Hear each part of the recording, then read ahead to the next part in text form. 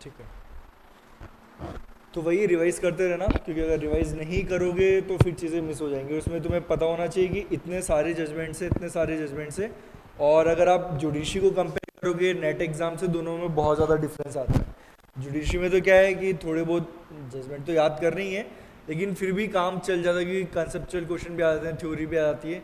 But net में ऐसा नहीं होगा। नेट में सिर्फ और सिर्फ जजमेंट बेस्ड ही चीज़ें आने वाली है कॉन्स्टिट्यूशन के अंदर। तो जजमेंट बेस्ड ही जाएंगे या फिर कुछ डॉक्ट्रिन पूछ लेंगे, रूल ऑफ इंटरप्रिटेशन पूछ लेंगे। ठीक है, तो जजमेंट्स तो सारे याद होने चाहिए। और स्पेशली अविनाश सर ने बताया होगा कि जब तक डीपीएसपी फंडामेंटल ड्यूटीज़ खत्म ना हो जाए, उन सारे आर्टिकल्स के सारे जजमेंट इंपॉर्टेंट है, स्पेसिफिकली फंडामेंटल राइट्स के, है ना। तो जजमेंट बिल्कुल भी मिस मत करना। तो आज अपन स्टार्ट करने वाले हैं कॉन्ट्रैक्ट एक्ट। ठीक है, एक ऐसा एक्ट जो आप लोगों ने बहुत बार पढ़ लिया है। ठीक है, अगर क्लैट की प्रिपरेशन की होगी तब भी थोड़ा बहुत पढ़ा होगा आपने, फिर कॉलेज में पढ़ा, फिर क्लैट पीजी की अगर प्रिपरेशन की तब भी पढ़ा होगा। और अगर नहीं भी पढ़ा हो तो कॉन्ट्रैक्ट एक्ट ऐसा है जिसमें कॉन्फिडेंस सबको होता है कि हमें आता है ना। लेकिन जब उसके आप एमसीक्यू सॉल्व करने के लिए आपको बिठाया जाए तो फिर आधे से ज़्यादा एमसीक्यू गलत हो जाते हैं। तो कॉन्ट्रैक्ट एक्ट एक ऐसा एक्ट है जो आपको लालच बहुत देगा कि यार आता है सिंपल है कर लेंगे। लेकिन जब आप करने बैठोगे ना, बहुत ज़्यादा कन्फ्यूजिंग है।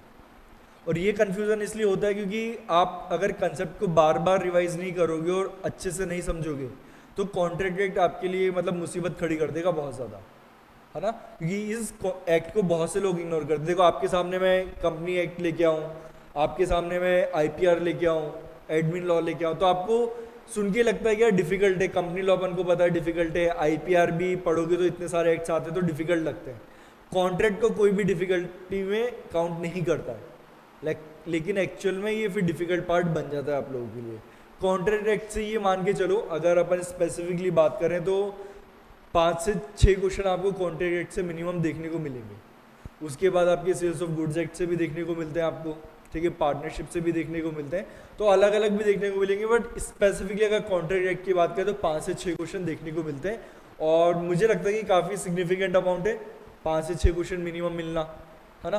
तो इसीलिए अगर ढंग से पढ़ लिया तो इजीली वो क्रैक कर लोगे, और नहीं पढ़ा तो फिर मुसीबत आने वाली है कॉन्ट्रैक्ट एक्ट के अंदर।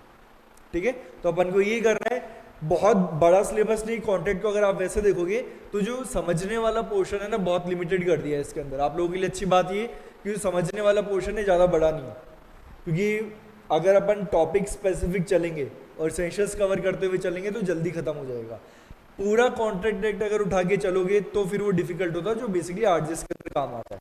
लेकिन यहाँ पर अपन को इसेंशियली जो स्टार्टिंग प्रोविजन है उन पे फोकस कर रहा है। उसके बाद जब आपका कॉन्ट्रैक्ट 2 स्टार्ट हो जाएगा, उसमें कंसेप्चुअल कुछ नहीं, सब कुछ रटने वाला है ना। तो अच्छी बात है, कंसेप्चुअल पढ़ना है लेकिन बहुत लिमिटेड पढ़ना है।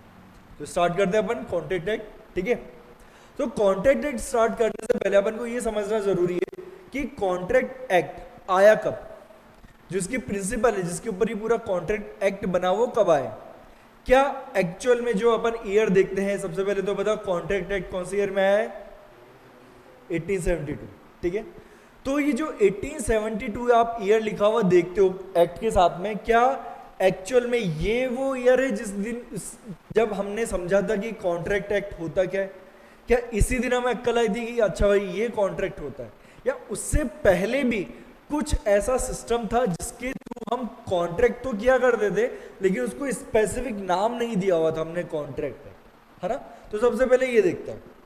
तो देखो, अगर अपन ये भूल जाए कि कॉन्ट्रैक्ट एक्ट कुछ अपने पास है, तो पहले तो ये समझते हैं कि कॉन्ट्रैक्ट की हमें जरूरत पड़ क्यों रही है ना। अगर कॉन्ट्रैक्ट नहीं होता तो क्या हमारी लाइफ में कुछ इंपैक्ट पड़ता, या फिर ये कॉन्ट्रैक्ट एक्ट सिर्फ आप लोगों का सिलेबस बनाने के लिए बनाया गया, है ना। तो देखो, कॉन्ट्रैक्ट एक्ट बना क्यों है, इसकी जरूरत क्यों पड़ी। सबसे पहले समझो, अगर अपन बात करें ह्यूमन नीड्स की, ठीक है, तो 3 बेसिक नीड होती है किसी भी ह्यूमन की। क्या है वो? मूवीज में देखिए आपने, डायलॉग बहुत सुना होगा, रोटी कपड़ा मकान। ठीक है, इन 3 नीड के ऊपर ही अपनी पूरी सिविलाइजेशन चल रही है। अब उसके बाद आप लालच करने लग जाओ तो कितना भी लालच करो उसका कोई एंड नहीं है। लेकिन अगर ये 3 चीज आपको मिल गई, रोटी कपड़ा और मकान, तो आपकी जिंदगी बढ़िया निकल जाएगी, है ना, कोई दिक्कत आने वाली नहीं है। अब ये जो रोटी कपड़ा और मकान है, क्या ये अपने आप आपके सामने चल के आएगा? ये आपको उसके लिए कुछ करना पड़ेगा, कुछ करना पड़ेगा, और वो कुछ करके क्या कमाना पड़ेगा?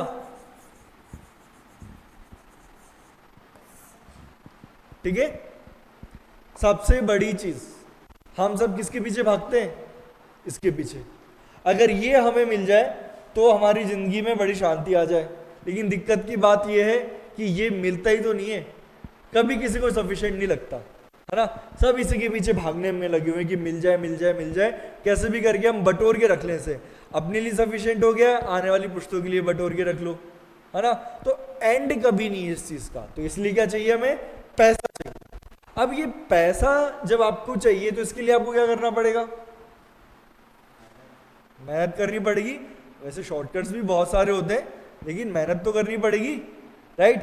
तो अगर अपन वैसे मोटा मोटा देखें तो आपको कुछ ना कुछ वर्क करना पड़ेगा। वर्क कुछ भी हो सकता है, आपका बिजनेस हो सकता है, आप कोई जॉब कर सकते हो, है ना। या तो बिजनेस करो या जॉब करो, या फिर तीसरा जो आजकल लोगों ने जिसको बिजनेस बना लिया है वो है डोनेशन। भगवान के नाम पे दे दो, वो पता चल रहा है वो आपको लगता है कि एक्चुअल में भिखारी, बट पता चल रहा है वो आपसे रईस है। आप अपने आप को उसको 1 रुपया देके बड़े हो अमीर मानो कि चलो ठीक है हमने मदद कर दी उसकी, पता चलो करोड़ों रुपए लेके बैठा है ना। देखा है ये न्यूज़पेपर वगैरह में कि हाँ कि भिखारी की प्रॉपर्टी निकली करोड़ों की, है ना, बंगले निकल रहे भिखारियों के। तो कुछ भी करो, लेकिन मेहनत तो वो भी कर रहा है ना, एक्टिंग तो वो भी कर रहा है। करोड़ों का बंगला होगा, एसी लगा होगा घर में, लेकिन मई जून की गर्मी में सड़क पे बैठ के भीख मांगना, ये भी तो बहुत बड़ा टास्क है, बहुत मेहनत वाला काम है ना। और उसमें भी गालियां सुनो लोगों की, उसके बाद वो उसने एसी जुगाड़ा है। तो यानी मेहनत तो आपको करनी है, काम तो आपको करना ही पड़ेगा, ठीक है। ये तो आपको करना ही करना है। और जब आप काम करने के लिए निकलोगे तो आप क्या करोगे? एक दूसरे से किसी न किसी तरीके का ट्रांजैक्शन करोगे। सीधी सी बात है, ऐसा तो नहीं मैं घर पे बैठा हूँ, बैठे बैठे बस मैं दिमाग में ही सोचता रहूँ कि मैंने कोचिंग ओपन कर ली है, 50 बच्चे आ जाएंगे वो मुझे पैसा दे देंगे। ये सोचने से मेरे घर में थोड़ी ना पैसा आ रहा है। जब तक बच्चा आएगा नहीं, फॉर्म फिल नहीं करेगा, पैसे नहीं देगा, तब तक नहीं आ रहा। तो यानी कि मुझे क्या करना है? किसी दूसरे ह्यूमन के साथ इंटरेक्शन करना है, राइट। उसके साथ मुझे ट्रांजेक्शन करना है। और हम सभी को पता है इंसानों की नीयत कितनी साफ होती है ना। बिल्कुल साफ है हम लोगों की नीयत, है ना। तो चलो एक की हो सकती है, 2 की हो सकती है, सबकी तो नहीं है ना, है ना। सबकी नीयत आप साफ मान के चल नहीं सकते, राइट। या तो आप लोगों को टोपी पहनाओ, ये लोग आपको पहनाएंगे, सीधी सी बात ये है। चाहे आप बिजनेस करो तब भी आपको ये काम करना है, या तो आप खुद बेवकूफ बनो या दूसरों को थोड़ा बहुत बनाओ, ज्यादा भी नहीं तो थोड़ा बहुत तो बनाना ही पड़ेगा। और जॉब कर रहे हो तो कोई आपको बेवकूफ बना के आपका फायदा ना उठा ले, तो भी आपको अलर्ट रहना पड़ता है। तो यानी कि आपको जब ह्यूमन इंटरेक्शन की बात आती है और ह्यूमन से ट्रांजेक्शन की बात आती है तो बहुत ज्यादा अलर्ट रहने की जरूरत है, राइट। और आपके साथ किसी भी तरीके का धोखा ना हो जाए, या आप किसी के साथ ना कर दो, ठीक है। तो उस चीज को रोकने के लिए हमने क्या बना दिया? कॉन्ट्रैक्ट लॉ, ठीक है। कि भैया हम इतना ट्रांजैक्शन कर रहे हैं, एक दूसरे के साथ काम कर रहे हैं, तो हम क्या करेंगे? कॉन्ट्रैक्ट करेंगे। क्योंकि मुझे नहीं पता ना, आज निशांत को सब कुछ बढ़िया लग रहा है तो निशांत बढ़िया से डील कर रहा है मेरे साथ, कल को उसको कोई बेटर अपॉर्चुनिटी मिल गई, उसने मुझे टोपी पहना दी, राइट। फिर पता चला आगे वो जिसके पास जा रहा उसने निशांत को टोपी पहना दी। आपने अपना पूरा बिजनेस जो है वो वहां से थोड़ा कम करके किसी दूसरी सिटी शिफ्ट हो रहे हो, जस्ट बिकॉज किसी सामने वाले ने आपको प्रॉमिस कर दिया, पता चला कि उसने आपके साथ बिजनेस ही नहीं किया। आप किसी फॉर्म में काम कर रहे हो, सामने वाली फॉर्म ने आपको ऑफर दिया कि भैया ठीक है आप हमारे यहाँ पे काम करो, आपकी सैलरी डबल, आप खुश हो गए, बहुत बढ़िया हम रिजाइन कर देते, आपने इस वाली फॉर्म में रिजाइन कर दिया। अब ज्वाइन करने गए तो उसने बोला आप कौन, क्यों दे आपको नौकरी, वो तो हमने ऐसे ही बोल दिया था, अब नहीं दे रहे, तो हो जाएगा धोखा, कहीं के नहीं रहे आप। तो ये सारी सिचुएशन आप लोगों को फेस ना करनी पड़े, नॉर्मल ह्यूमन को फेस ना करनी पड़े, इसलिए हमने क्या बना दिया? कॉन्ट्रैक्ट लॉ बनाया, है ना। तो अब समझने वाली बात यह है कि जो कुछ मैंने ये अभी आपको बताया, ऐसा तो है नहीं ये सब कुछ 1872 में चालू है, हाँ ऐसा तो है नहीं 1872 में हमने बिजनेस करना चालू किया, 1872 में हमने नौकरी करना चालू की। उससे पहले से, जब से ह्यूमन सिविलाइजेशन है, जब से ही हम ये सारे काम कर रहे हैं, है ना।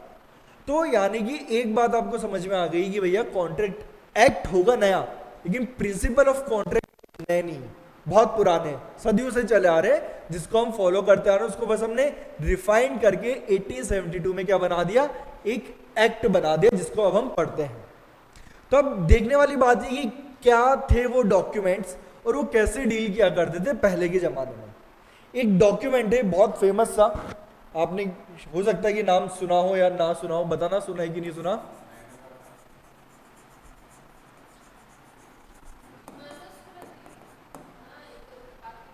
हाँ, अब हेट इट और लव इट, बट ये है डॉक्यूमेंट। कुछ लोग इसको पसंद भी करते हैं, बोलते बिल्कुल सही बात लिखी है उन्होंने, कुछ लोग इसे बुरा भी मानते हैं, तो वो तो चलो आपके ऊपर है, आप इसको बुरा मान रहे हो अच्छा मान रहे हो, बट ये डॉक्यूमेंट आप सभी ने सुना है, नाम सुना है, पढ़ा। बिल्कुल, और आज के टाइम पे भी लोग इसको बिल्कुल मानते कि नहीं ये चलना चाहिए, है ना। हाँ हाँ, कोशिश नहीं, जला ही दिया था, आई थिंक जला दिया था। और आज के टाइम पे बहुत से लोग ऐसे बोलते हैं कि हमारा कॉन्स्टिट्यूशन खत्म करो, ये लेके आओ, इसके थ्रू रूल होना चाहिए। हाँ, तो ऐसा नहीं कि इसके अंदर सब कुछ ही कंट्रोवर्शियल लिखा हुआ है, कुछ चीज़ें बढ़िया भी लिखी हुई है। तो ऐसे ही कॉन्ट्रैक्ट को लेके इसके अंदर भी कुछ चीज़ें लिखी हुई है। कॉन्ट्रैक्ट के बहुत सारे एस्पेक्ट्स हैं जो मनुस्मृति के अंदर आपको देखने को मिल जाएंगे। जैसे कि यहाँ पे ये बोला गया कि कॉम्पिटेंस ऑफ पार्टीज, वो कौन लोग हैं जो कॉन्ट्रैक्ट कर सकते हैं, ये बात मनुस्मृति के अंदर बोली गई। और वहां पे साफ साफ बोला गया कि भैया जो बच्चा है, जो सन्यासी है, या फिर जो डिपेंडेंट है, यानी कि इंडिपेंडेंट नहीं है, किसी और के ऊपर डिपेंडेंट है, वो हो गया, या फिर कोई ऐसा इंसान जिसका कोई ना कोई शरीर का अंग कटा हुआ है, ठीक है, ये लोग कॉन्ट्रैक्ट नहीं कर सकते। बाकी सब तो समझ में आ रहा है, बच्चे नहीं कर सकते, सन्यासी नहीं कर सकते, ये जो लिम्ब जिसका कटा हुआ है, कोई पार्ट कटा हुआ है, वो कॉन्ट्रैक्ट नहीं कर सकता। ये थोड़ा सा हजम नहीं हो रहा, पर ठीक है, उस टाइम के हिसाब से उन्होंने कुछ सोच के लिखा होगा। लेकिन ये चीज समझ में आ गई कि आज जो हम कॉन्ट्रैक्ट एक्ट में देखते हैं, क्या देखते हैं हम कि कोई भाई बच्चा जो है below 18 year of age valid contract नहीं कर सकता, है ना। और क्या कोई इंसॉल्वेंट कर सकता है कॉन्ट्रैक्ट? नहीं कर सकता ना, क्योंकि उसके पास पैसा नहीं है। तो वही चीज है, सन्यासी को आप इंसॉल्वेंट नहीं बोलोगे, लेकिन वो सारे अपने संसार के जितने भी संबंधों से मुक्त होकर कहाँ जा चुका है, भगवान की शरण में जा चुका है, पैसा वैसा मोह माया सब त्याग दिया है, तो उसके साथ भी आप कॉन्ट्रैक्ट नहीं कर सकते हो। ठीक है, कॉन्ट्रैक्ट करने का मतलब है आपने उसको बांध दिया। और कॉन्ट्रैक्ट का विदाउट कंसिडरेशन हो सकता नहीं, यानी कि बदले में उसे कुछ मिल रहा है। अब सन्यासी तो सब कुछ छोड़ चुका है ना, मोह माया, आज खाना मिला तो मिला, नहीं मिला तो नहीं मिला, ठीक है, 2 दिन बाद खा लेंगे, जब मिलेगा तब खा लेंगे, और मिला ही नहीं तो भगवान अपने पास बुला लेगा। यही तो हम चाहते हैं, भगवान के पास पहुंच जाए। तो बस इस वजह से आप सन्यासी के साथ भी क्या नहीं कर सकते हो, कॉन्ट्रैक्ट नहीं कर सकते। उसी के अलावा एक और है डॉक्यूमेंट जो आपने सुना होगा,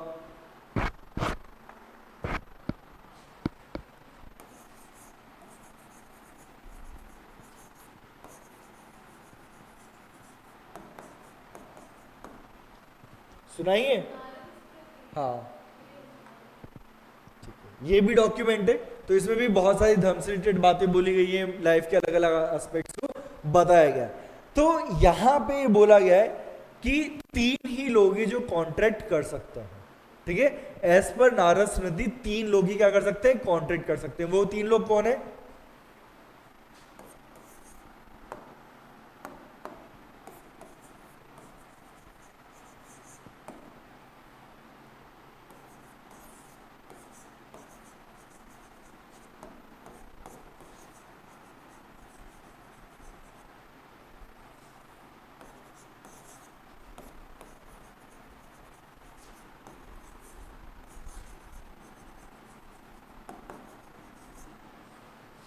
ये 3 लोग एज पर दी नारद स्मृति, ये 3 लोग ही क्या कर सकते हैं, कॉन्ट्रैक्ट कर सकते हैं, इसके अलावा और कोई नहीं कर सकता, है ना। तो ऐसा यानी कि ये तो 2 ही मैंने आपको एग्जांपल बताए, बहुत सारे अलग अलग एग्जांपल्स है, अलग अलग डॉक्यूमेंट्स है जो हमारे वैदिक पीरियड से चले हुए आ रहे हैं, जिसमें कॉन्ट्रैक्ट के साथ अलग अलग प्रिंसिपल बता के डील किया गया है ना। तो इस तरीके से हमारे कॉन्ट्रैक्ट के प्रिंसिपल्स डेवलप होना बहुत पहले चालू हो चुके थे, इसलिए बोलते हैं ना इंडियन सिविलाइजेशन जो है वो बहुत पुरानी है। आज के बस की बात नहीं है इतनी पुरानी सिविलाइजेशन को कंटिन्यू करना, लेकिन तब से हमारी सिविलाइजेशन चली आ रही है। हमने कुछ प्रिंसिपल तब ही डेवलप कर दिए थे। बोलते ना जिस टाइम पे अंग्रेज जो है ये सीख रहे थे कि शिकार कैसे करना है, वैसे हम उस टाइम पर तो हमारी पूरी की पूरी सिविलाइजेशन चल रही थी कोड एंड कंडक्ट के थ्रू, रूल्स के थ्रू। हम ऑलरेडी इतना डेवलप्ड थे।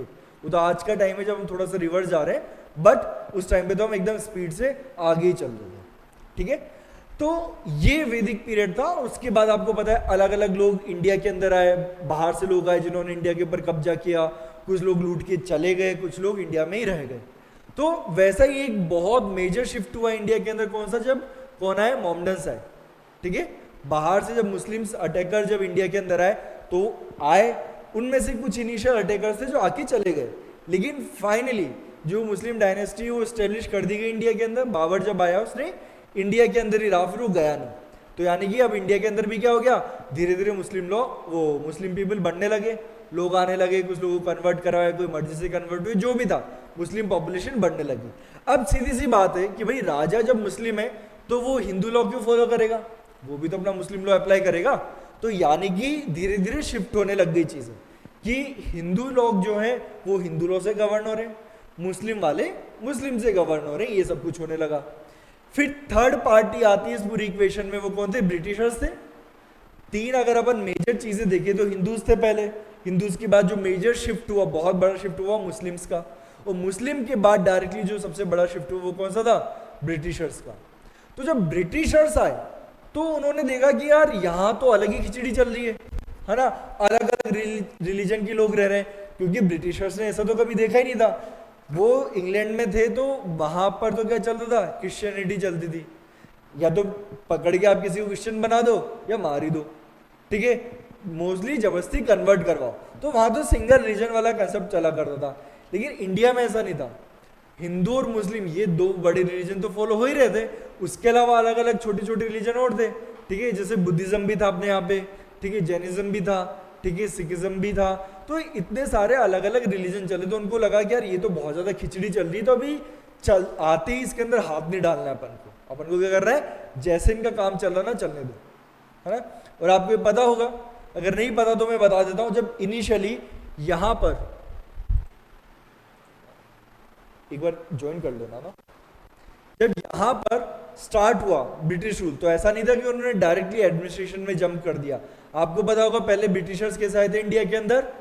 बिजनेसमैन बन के, डायरेक्टली अटैकर बन के थोड़ी ना आए थे।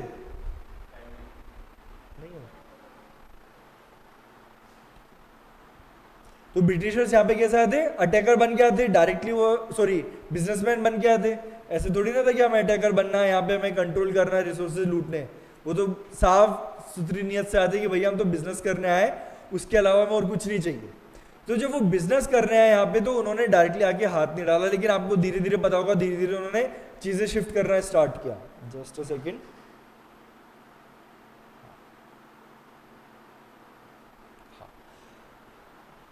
धीरे धीरे हुआ। फिर उन्होंने यहाँ पे इंडियन पॉलिटिक्स के अंदर भी मेजर शिफ्ट कैसे हुआ? जब उन्होंने बंगाल के नवाब को, नवाब सिराजुद्दौला को हरा दिया, है ना। उनको हराने के बाद धीरे धीरे उन्होंने एडमिनिस्ट्रेशन का काम चालू किया। और जब ये काम चालू हुआ तो इंडिया के अंदर भी फिर क्या स्टैब्लिश होने लगे? कुछ कोर्ट उन्होंने स्टैब्लिश किए।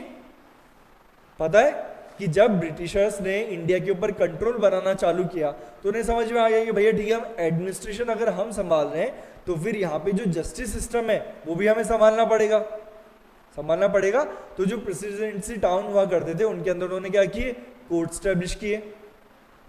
ये थोड़ा थोड़ा याद आ रहा है कि बिल्कुल कि प्रेसिडेंसी टाउन के अंदर क्या हुआ करते थे? कोर्ट्स हुआ करते थे। सबसे पहले वही स्टैब्लिश हुए थे कोर्ट्स, राइट। तो उन्होंने वहां पे कोर्ट स्टैब्लिश किया। अब मुद्दे की बात यह है कि यार कोर्ट तो हम स्टैब्लिश कर रहे हैं, लॉ कौन सा अप्लाई करें? क्योंकि अगर हम ब्रिटिश लॉ फॉलो करते हैं यानी कॉमन लॉ फॉलो करते हैं तो कोई है ही नहीं यहाँ पे फॉलो करने वाला। और अगर हम हिंदू लॉ फॉलो करें तो क्या करें, मुस्लिम लॉ फॉलो करें तो कैसे करें? तो इनिशियली तो उन्होंने क्या कर रखा था कि बिल्कुल इनिशियल स्टेजेस में क्या किया, दोनों हिंदू पार्टीज है तो हिंदू लॉ कर दो, दोनों मुस्लिम है तो मुस्लिम कर दो। और यही सिस्टम अपन मुस्लिम टाइम में भी किया करते थे, ठीक है, उस टाइम पे भी ये चलता था। और अगर एक पार्टी हिंदू है एक पार्टी मुस्लिम है तो क्या करोगे? ये तो गड़बड़ हो गई ना। जब तक दोनों पार्टी हिंदू है तो बहुत बढ़िया, आप हिंदू लॉ फॉलो कर लो, दोनों पार्टी मुस्लिम है तो मुस्लिम लॉ फॉलो कर लो। बात कब आएगी जब दोनों ही पार्टी क्या हो, अलग अलग रिलीजन की हो, तब क्या होगा? तो सिंपल सा फंडा था कि भैया जिस रिलीजन का डिफेंडेंट है वो वाला लॉ आपको क्या करना है, फॉलो करना है। तो ये चलता रहा थोड़े टाइम तक चलता रहा, बट उन्होंने बोला ऐसे काम नहीं चलेगा, हमें अपना लॉ यहाँ पे लाना ही पड़ेगा। तो धीरे धीरे उन्होंने क्या किया, कॉमन लॉ यहाँ पे डालना चालू किया। बहुत से ऐसे स्कॉलर्स थे इंग्लैंड के जो ये चाहते थे कि इंडिया के अंदर आप डायरेक्टली क्या कर दो, कॉमन लॉ अप्लाई कर दो, एंटायर कॉमन लॉ क्या करो, उठाओ और कॉपी पेस्ट मार दो इंडिया के अंदर। But at the same time बहुत से ऐसे स्कॉलर्स भी थे जो मना कर रहे थे कि नहीं ये करना जो है सही नहीं रहेगा। और उनमें से एक prominent authority governor of West Bengal, sorry governor general of Bengal, वो थे वॉरेन हेस्टिंग्स।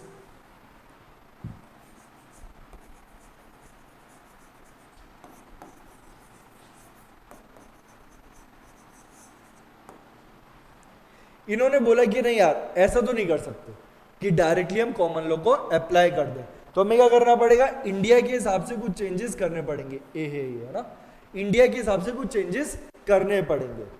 और इसी मतलब थॉट प्रोसेस के साथ इंडिया में फर्स्ट टाइम एक लॉ कमीशन स्टैब्लिश किया गया जिसका काम था भैया लॉ बना के दो, है ना। इंडिया का आप देखो कि क्या चलता है यहाँ पे, क्या नहीं चलता, कौन से हम प्रिंसिपल्स फॉलो कर रहे हैं इंडिया के अंदर, ठीक है, कौन सा प्रिंसिपल है जो हम इंग्लैंड से उठा सकते हैं। तो ये सारा काम है आपका। तो आप क्या करो, लॉ कमीशन यहाँ पे बनाया और उनको काम दिया गया कि आप सारे लॉज बनाओ। तो आप देखोगे उनको कोडिफाई करने का काम दिया गया, जैसे आप कॉन्ट्रैक्ट एक्ट कोडिफाई करो, ठीक है, क्रिमिनल लॉ के अंदर आईपीसी कोडिफाई करो, ठीक है, एविडेंस एक्ट कोडिफाई करो, प्रॉपर्टी लॉ कोडिफाई करो, यानी कि वो सारे लॉ जो बिल्कुल बेसिक लॉज है जिनकी हमें बहुत ज्यादा रिक्वायरमेंट है, तो आप उनको क्या करो, बना के दो हमें, ठीक है। ये काम स्टार्ट हो। और अगर ये बात करूं मैं कब स्टार्ट किया गया, 1834 में। 1834 में फॉर्मली इंडिया के अंदर फर्स्ट टाइम ये बात चली कि चलो अब क्या करते हैं, अब कोडिफाई करते हैं, है ना। कोडिफिकेशन स्टार्ट हुआ, बट काम इतना ढंग से चल नहीं पाया इनसे। लेकिन फिर finally third law commission establish किया, ठीक है, थर्ड लॉ कमीशन स्टैब्लिश किया 1861 में। इसने अच्छे से काम किया और आप देखोगे यही वो ईयर था जब से लॉ आना चालू है। 1860, 1872 इतने सारे एक्ट है जो आप उसके आसपास के देखते हो, है ना। ये जो अपने पुराने एक्ट थे, CPC, IPC, evidence, contract, TPA, तो ये कब के एक्ट है, उसी जमाने के तो है। तो क्यों हुआ, क्योंकि थर्ड लॉ कमीशन ने लॉ बना के देना स्टार्ट कर दिया। तो यहां से फिर धीरे धीरे क्या स्टार्ट हुआ, इंडिया के अंदर कोडिफिकेशन स्टार्ट किया गया। लेकिन उसमें भी इन्होंने शांति से काम नहीं किया। कुछ ऐसे प्रिंसिपल्स थे जो चाहते थे कि हम इंग्लैंड में तो फॉलो कर रहे हैं लेकिन इंडिया के अंदर फॉलो ना करें। जैसे कि उनमें से सबसे पहले जो मेजर उन्होंने चेंजेस इंट्रोड्यूस करना चाहा था वो था कॉन्ट्रैक्ट विदाउट कंसिडरेशन। क्या था, कॉन्ट्रैक्ट विदाउट कंसिडरेशन, यानी कि भैया आप कंसिडरेशन नहीं दे रहे हो तब भी कॉन्ट्रैक्ट बन जाएगा। अभी कंसिडरेशन क्या है, सीधी सी बात है, मैं बिजनेस कर रहा हूँ, है ना, मैं एक पेन बेच रहा हूँ, ठीक है, दुकान खोली हुई मैंने पेन बेचने की। अब अगर मेरे पास तर्जना आती है कि सर पेन चाहिए मुझे, 2 पेन दे दो, तो अब ऐसा तो है नहीं कि मैं बस निकालूंगा और दे दूंगा, मैं बोलूँगा ये पैसे लाओ, है ना। यानी कि कंसिडरेशन क्या हुआ, मैं अगर किसी का कोई काम कर रहा हूँ तो बदले में मुझे भी तो कुछ फायदा होना चाहिए। अगर मैं अभी लॉ के ऊपर नहीं जाऊँ, सिर्फ कॉमन लैंग्वेज में आप लोगों को समझाओ तो कंसिडरेशन क्या है, मैं यहाँ पे किसी का भला करने थोड़ी ना हूँ। कलयुग है ये, भला करना था, मैं सतयुग वगैरह में पैदा होता, अब तो मुझे किसी का भला नहीं करना है ना। मुझे तो क्या चाहिए, मोह माया चाहिए पूरी, और मोह माया क्या, पैसा। तो सीधी सी बात है, अगर मैं तर्जना के लिए कुछ काम कर रहा हूँ, सिर्फ 2 पेन निकाल के दे रहा हूँ तो बदले मुझे पैसे चाहिए, राइट। कोई मेरे पास आता है कि सर आप गाड़ी बेच रहे हो क्या, तो मैं बेचूंगा तो उसे बदले में पैसे लूंगा ना, ऐसा थोड़ी है फ्री में ले जा, ठीक है, दान थोड़ी ना करना है, ठीक है। और आयरनी देखो, हम बोलते हैं दान करने का मतलब क्या है, अभी दिवाली की सफाई चालू हो जाएगी, पुराने कपड़े निकलेंगे और उसे हम दे देंगे और बोलेंगे दान करना, दान करना। दान करना थोड़ी ना हुआ, तुमने पूरा रगड़ लिया उन्हें, अब तुम्हें उनकी जरूरत नहीं है तो तुम दे रहे हो, ये दान करना थोड़ी ना होता है। ये तो घर की साफ सफाई करना है, ठीक है। तुम्हारे लिए तो वो अननेसेसरी चीज है और अननेसेसरी चीज कचरा ही होती है, राइट। तो तुमने क्या किया, किसी को कपड़े दे दिए और बदले में क्या कमा लिया, पुण्य कमा लिया। तो यानी कि जब तुम पुण्य कमा रहे हो वो भी तो एक कंसिडरेशन हुआ। और तुमने कपड़े क्यों दिए? दान करने के लिए थोड़ी ना दिए। तुम्हारे मन में मोह है कि मैं कपड़े दूंगा, भगवान देखेंगे ये और मुझे पुण्य मिलेगा और मैं स्वर्ग में जाऊंगा। यही तो सोच के तुमने कपड़े दान किए। अगर कल को कोई ये बोल दे कि कपड़े दान करने से पाप लगता है तो कोई कपड़े ना दे, है ना। सब क्यों दे रहे हैं कि भैया हम ये यूज किए हुए कपड़े देंगे तो हमें पुण्य मिलेगा। उन्हें ये नहीं समझ में आ रहा भैया जो तुम्हारे लिए अनयूजफुल चीज है तो उसकी तो तुम्हारे सामने वर्थ क्या हो गई है? जीरो हो गई है। अगर मैं कोई कपड़ा नहीं पहन रहा हूँ, आज से 10 साल पुराना कोई कपड़ा है, ठीक है, वो हाइट में भी मेरे छोटा हो गया होगा, ठीक है। अगर हाइट में छोटा नहीं हुआ तो कोई ना बॉडी वाइज वो स्ट्रेच हो, मतलब वो श्रिंक हो गया होगा, राइट, या फिर कलर फेड हो गया होगा। तो मैं तो अब उसे पहन नहीं रहा, तो मेरे लिए तो उसकी वैल्यू क्या है? जीरो है। और जीरो वैल्यू का कभी कोई तुम दान कर सकते हो क्या? हाँ, कल को मैं जेब में हाथ डालू, कुछ भी नहीं निकालू, उस भिखारी को दे दूं, ये ले भाई दान ले मेरी साइड से, तो मेरी नजरों में भी उसकी वैल्यू जीरो है क्योंकि कुछ है ही नहीं मेरे हाथ में। हम्म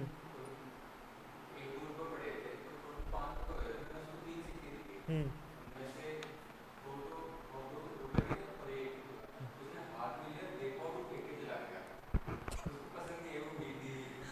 तो बस उसके लिए वैल्यू नहीं ना, उसने जितने एफर्ट डाले उसके लिए उसको वैल्यू नहीं निकली। तो उसने बोला फालतू में ये भी होगा कि मैंने दान लिया है, भीख ली और बदले में कुछ हो भी ना, तो चला गया फेंक के। तो यानी कि हमने जो दान का जो कंसेप्ट है, जो हुआ करता था कि भैया आपके लिए कोई वैल्यूएबल चीज है उसको दो ना आप दान, है ना। आप देखते हो दानवीन कर, उसने उसके लिए उस पूरी कवच की कितनी ज्यादा वैल्यू थी, लेकिन जैसे ही उसे दान मांगा गया, भिक्षा मांगी गई, तो उसने पूरा का पूरा कर दिया दान कवच। ये थोड़ी ना सोचा एक बार महाभारत का युद्ध हो जाए कंप्लीट उसके बाद मैं दान दे दूंगा, नहीं, उससे जब मांगा गया उसने दिया, जबकि उसके लिए वैल्यू बहुत ज्यादा थी उसकी। तो यानी कि जब तक आप एक्चुअल में खुद के अकॉर्डिंग कुछ वैल्यूएबल चीज को दान नहीं करोगे तो दान क्या होगा? वो तो कचरा होगा आपके लिए, है ना। तो मुझे नहीं लगता कि कपड़े दान करना किसी तरीके से कोई दान है ना, ये वाली चीज। तो ये होती है वैल्यू सिस्टम। तो यहाँ पे बोला गया कि भैया हम जो इंडिया के अंदर कॉन्ट्रैक्ट लॉ अप्लाई करेंगे उसमें विदाउट कंसिडरेशन भी हम कॉन्ट्रैक्ट मान लिया करेंगे, है ना। मैंने बस चलते फिरते बोल दिया तर्जना को, तर्जना मैं 2 पेन तुम्हें दूंगा, अब चाहे बदले मुझे कुछ ना मिल रहा हो, तर्जना मुझसे वो 2 पेन ले सकती थी, क्यों? बोलते सर आपने तो कॉन्ट्रैक्ट कर लिया, क्योंकि कंसिडरेशन की तो रिक्वायरमेंट ही नहीं होती अगर वो प्रिंसिपल हम फॉलो कर ले तो। एक और प्रिंसिपल उन्होंने दिया, क्या बोला कि अगर कोई इंडिविजुअल कोई काम करने के लिए ऑलरेडी लीगली बाउंड है और बदले में आपने उसको और बोल दिया कि नहीं भाई तू ये काम कर दे तुझे पैसे मिलेंगे, तो फिर आप बाउंड हो गए। कैसे? फॉर एग्जाम्पल ए है, वो एक लाइफ गार्ड की तरह स्विमिंग पूल के वहां पर काम कर रहा है, तो अगर उस स्विमिंग पूल में कोई डूब रहा है तो लाइफ गार्ड क्या लीगली बाउंड है उसे बचाने के लिए? क्योंकि उसकी जॉब इसीलिए तो उसे हायर किया है कि वो वहां पे डूबते हुए लोगों को बचाए। अभी वहां पे बी था, उसका बच्चा स्विमिंग पूल में तैर रहा था, अब वो डूबने लग गया। बी ने फटाफट भाग के ए के पास गया, भाई भाई मेरा बेटा डूब रहा है, फटाफट तू बचा लो उसे, मैं तुम्हें 5,000 रुपये दूंगा। ए ने बोला ठीक है 5,000 रुपये दे रहा, वो कूद गया बचाने के लिए। अब वो बचा के लेके आया, तो मुझे बताओ बी ने जब उसे बोला कि मैं 5,000 रुपये दूंगा तुम बच्चे को मेरे बचा लो, तो ये जो ए है क्या ऑलरेडी बाउंड था बच्चे को बचाने के लिए, या फिर इसलिए बाउंड हुआ क्योंकि बी ने उसके साथ इस तरीके का कोई कॉन्ट्रैक्ट किया? ऑलरेडी बाउंड था। तो बी ने जब ए को बोला कि तू मेरे बच्चे को बचा लो 5,000 रुपये दूंगा, तो कोई कॉन्ट्रैक्ट थोड़ी ना हुआ, ये तो ऑलरेडी बाउंड है वो काम करने के लिए, राइट। तो ये बोला गया कि नहीं भैया इसको भी हम क्या मान लेंगे? कॉन्ट्रैक्ट मान लेंगे। तो ऐसे कुछ उठ पटांग आइडिया उनके दिमाग में आए थे, बट थैंकफुली ये चीज हमने फॉलो नहीं की, और ये चीज फॉलो नहीं की और हमारे सामने क्या निकल के आया? Indian contract act. किसने दिया Indian contract act? James Stephen. नाम सुना है James Stephen? Father of evidence act, ठीक है। तो जेम्स स्टीफन क्या थे? वो प्रोमिनेंट फिगर थे जिन्होंने इन सारे लॉज को ड्राफ्ट करने का काम किया था। आपका आईपीसी हो गया, एविडेंस हो गया, कॉन्ट्रैक्ट हो गया, ये सब इन्होंने ही ड्राफ्ट किए थे, राइट। तो जेम्स स्टीफन का नाम याद रखना, आप हो सकता है कि आपसे पूछ लिया जाए, ठीक है। तो इसको लिख लो या तो आप,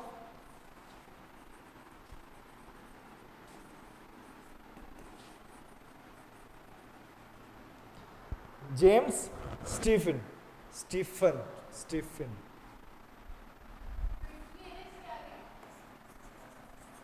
लेकिन वो नॉर्मली कोई याद नहीं रखता, ये नाम है जिससे सब लोग याद रखते हैं।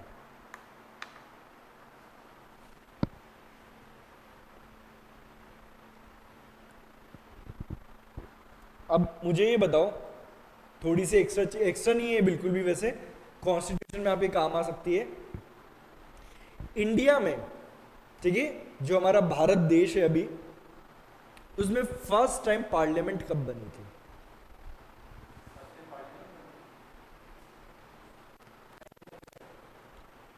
कब? 1935। लेकिन इंडिपेंडेंस तो कब मिली है? तो पहले कैसे बन सकती है? हाँ, चलो ये दिमाग तुमने बिल्कुल सही लगाया, सही लॉजिक के साथ सोचने का ट्राई किया कि 1935 में बनी होगी। बिल्कुल, इंडिया के अंदर पार्लियामेंट हुआ करती थी, उसका नाम था इंपेरियल लेजिस्लेटिव काउंसिल, ठीक है, और ये फर्स्ट टाइम बनी थी।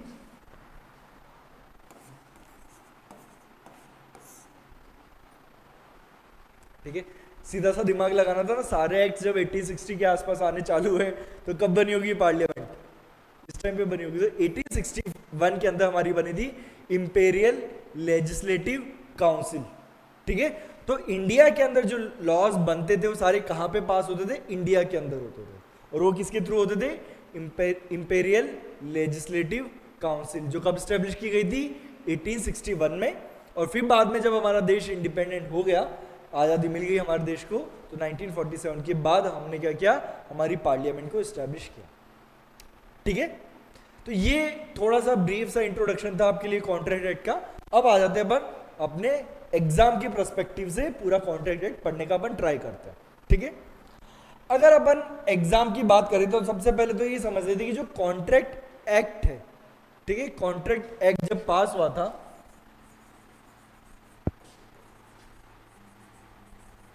तो इसकी स्कीम क्या थी?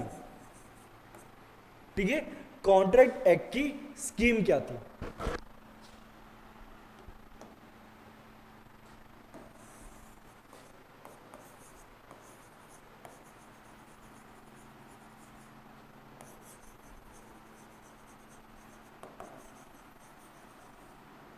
ये चार्ट बनाते हुए चलना, ठीक है।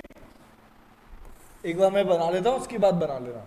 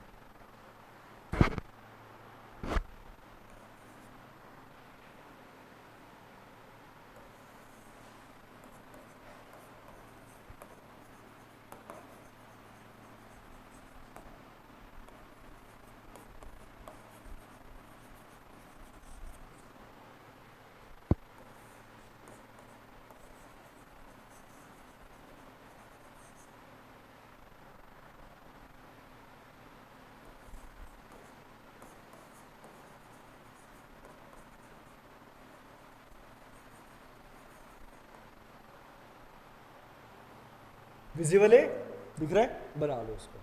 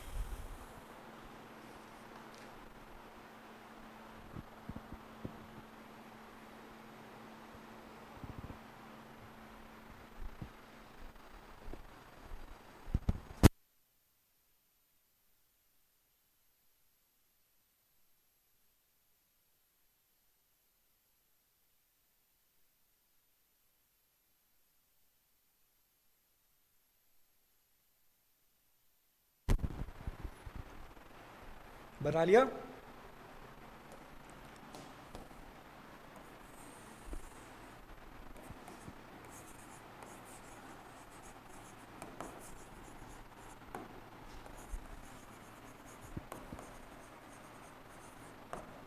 ठीक है, ये जो पोर्शन है आपका, इसको बोलते हैं अपन स्पेसिफिक कॉन्ट्रैक्ट, और ये तो था अपना जनरल प्रिंसिपल।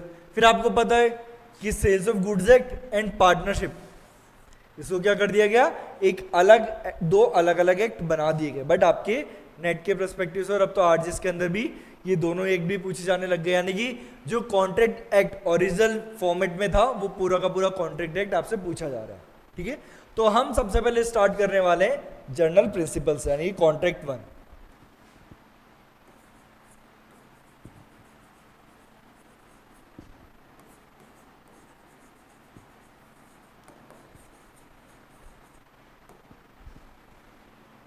General principle. ठीक है, अगर इस चीज को भी आप डिवाइड करना चाहो तो जो हमारा कॉन्ट्रैक्ट वन है उसको आप डिफरेंट डिफरेंट पार्ट में डिवाइड कर सकते हो, तो इसका भी चार्ट बनाना और चार्ट को याद जरूर करना, क्योंकि आपकी बहुत ज्यादा हेल्प करेगा चीजों को याद करने में। क्योंकि आपको पता होगा नेट के अंदर सेक्शन बेस्ड क्वेश्चन बहुत पूछे जाते हैं और आरजीएस के अंदर भी बहुत बार सेक्शन बेस्ड क्वेश्चन डायरेक्टली पूछे जाते हैं।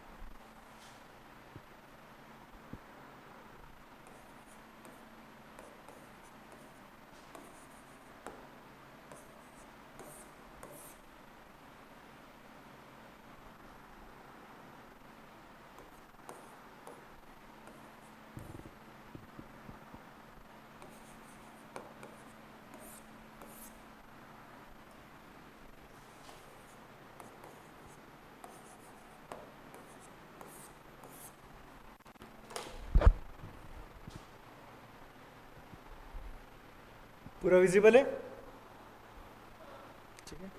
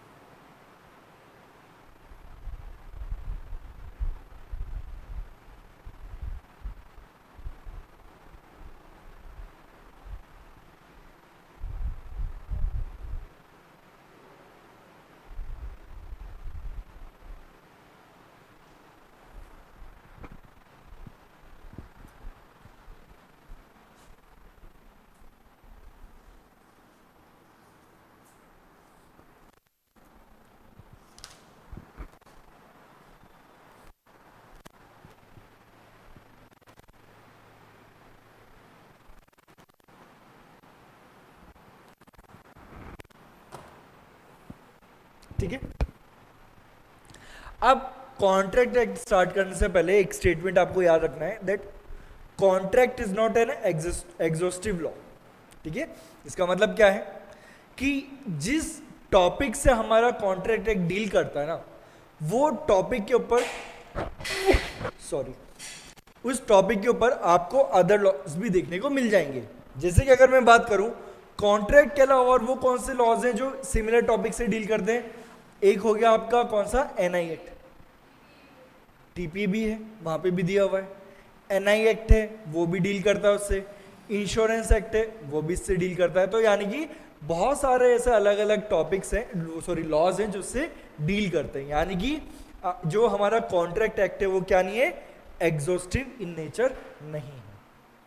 चीज क्लियर हो गई है? तो इस स्टेटमेंट को भी याद रखना, आप लिख सकते हो इसे, that contract act, Indian contract act is not exhaustive in nature. Indian Contract Act is not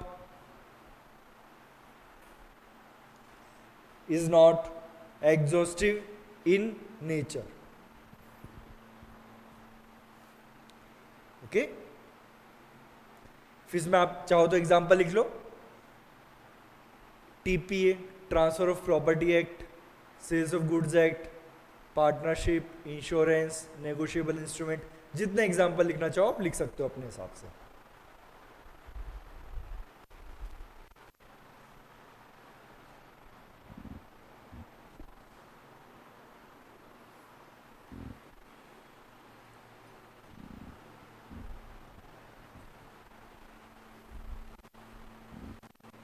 ठीक है, अब अपन चालू करते हैं इंडियन कॉन्ट्रैक्ट एक्ट। उसके कुछ प्रिंसिपल हम समझना स्टार्ट करते हैं, क्योंकि प्रिंसिपल ही तो है हमारे टॉपिक का पार्ट। ठीक है, प्रिंसिपल तो हमें पता होने चाहिए।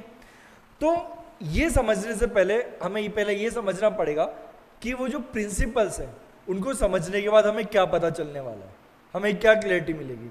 अगर आपके मन में डाउट ही नहीं है तो फिर आप क्वेश्चन को समझ के क्या करोगे, है ना।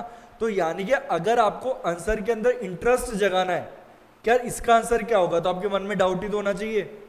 और अगर आपके मन में किसी चीज को लेकर डाउट नहीं है और फिर भी कोई आपको वो चीज बता रहा है, तो आप क्या बोलेंगे, फ्री का ज्ञान इधर मत बांट। यही बात है आज के टाइम पे, जो चीज आपको पता है और वही चीज आगे कोई आपको ऐसे एडवाइस देने लग जाए तो क्या बोलोगे, आगे बांटो ज्ञान, हमें जरूरत नहीं है, बहुत ज्ञान बांटने वाले बैठे। लेकिन वहीं पर अगर आपके मन में उस चीज को लेकर डाउट है तो आप खुद के अंदर क्यूरियोसिटी लेके आओगे, यार मुझे इसका आंसर जानना है।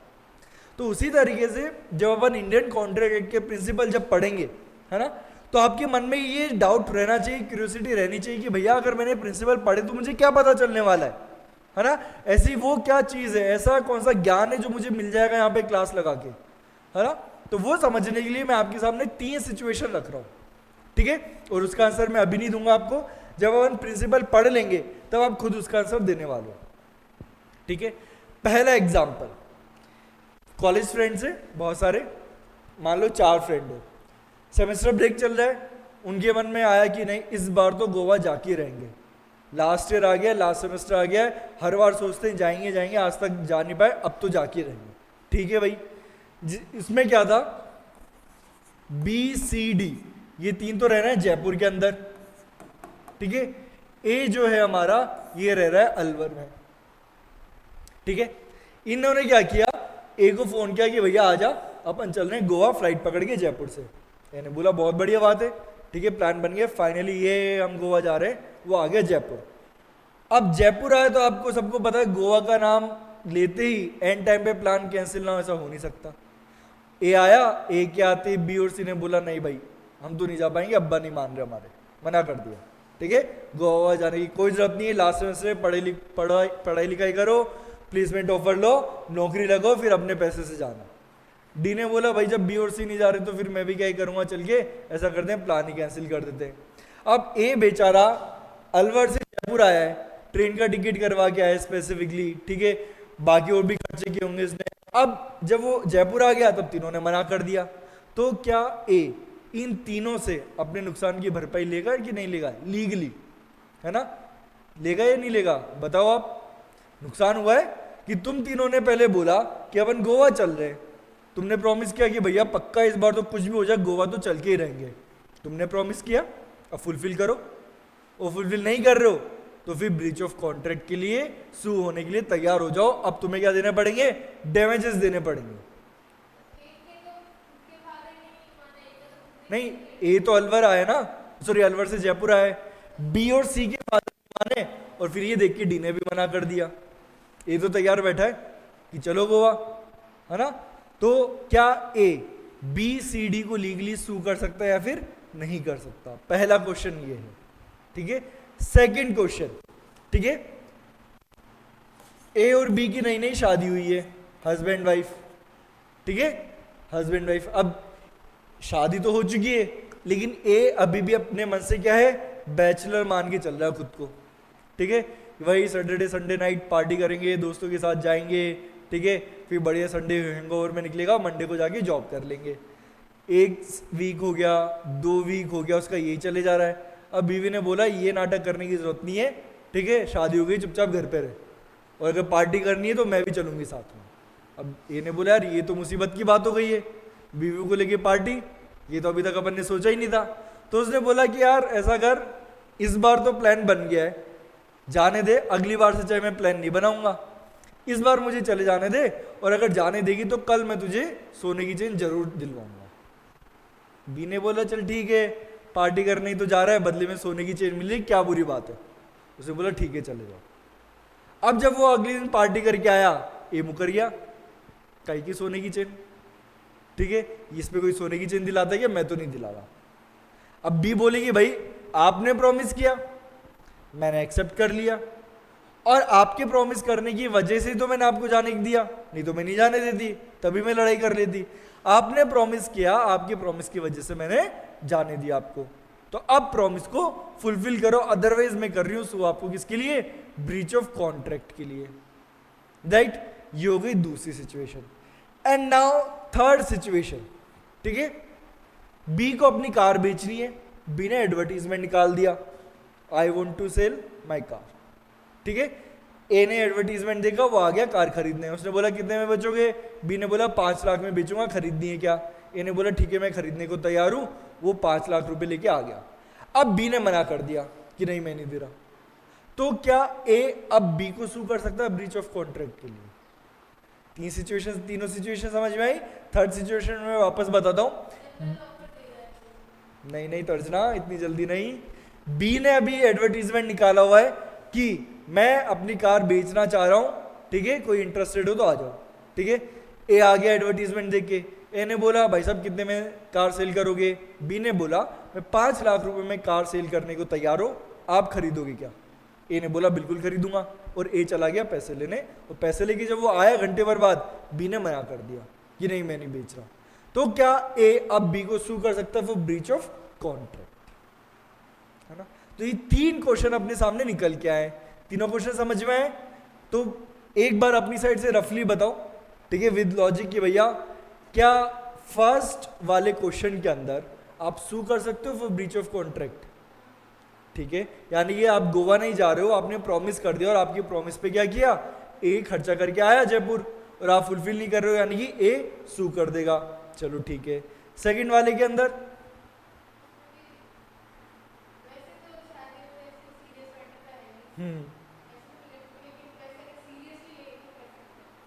ठीक है, तो आंसर दो कि आपके हिसाब से क्या होना चाहिए। एक तो आंसर देना ही पड़ेगा ना, सू कर सकते। निशांत?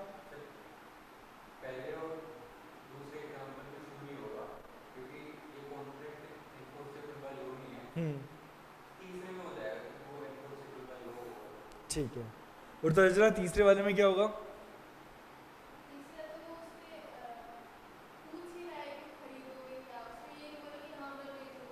नहीं वो बोल तो दिया, उसने एडवर्टीजमेंट निकाला, ए आया, ए ने बोला कार बेच रहे हो क्या? बी ने बोला हाँ मैं 5 लाख में बेच रहा हूँ, तुम खरीदोगे क्या? ए ने बोला हाँ मैं खरीद रहा हूँ, पैसे लेके आता हूँ। ये हो तो गया, जो आप चीज़ बोलोगी मिसिंग है वो तो हो गई है, यही तो मैंने बोला। तो तर्जना आपके अकॉर्डिंग तो क्या होना चाहिए? सू कर सकता है तीनों के अंदर ही, लेकिन बाकी जो भी हमें आंसर मिले उसके हिसाब से तो स्टार्टिंग के 2 में सू नहीं कर सकता, थर्ड वाले में कर सकता है, यानी कि क्या हो गया, डिफरेंस ऑफ ओपिनियन हो गया आप सभी लोगों के बीच में कि भैया सू कर सकते नहीं कर सकते। तो ये डिफरेंस ऑफ ओपिनियन क्यों हुआ, क्योंकि कंसेप्ट अभी हमें नहीं पता। तो अब सीधी सी बात है भैया, दो अलग अलग कॉन्ट्राडिक्टरी अगर ओपिनियन है तो एक तो गलत होगा ही होगा, है ना, दोनों तो सही हो नहीं सकते ना।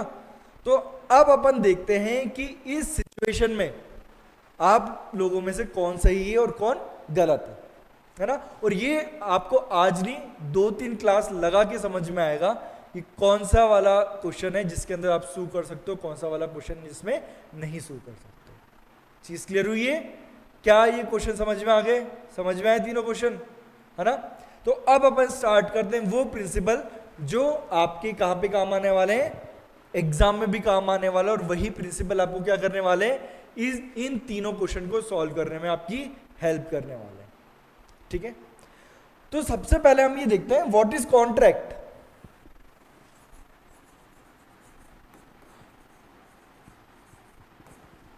कॉन्ट्रैक्ट है क्या, है ना, किस चीज को आप कॉन्ट्रैक्ट कॉन्ट्रैक्ट बोलोगे। तो अगर मैं इसको आपको बिल्कुल सिस्टमेटिक वे में समझाना चाहूं तो सबसे पहले आपको दो चीजें देखनी पड़ेगी।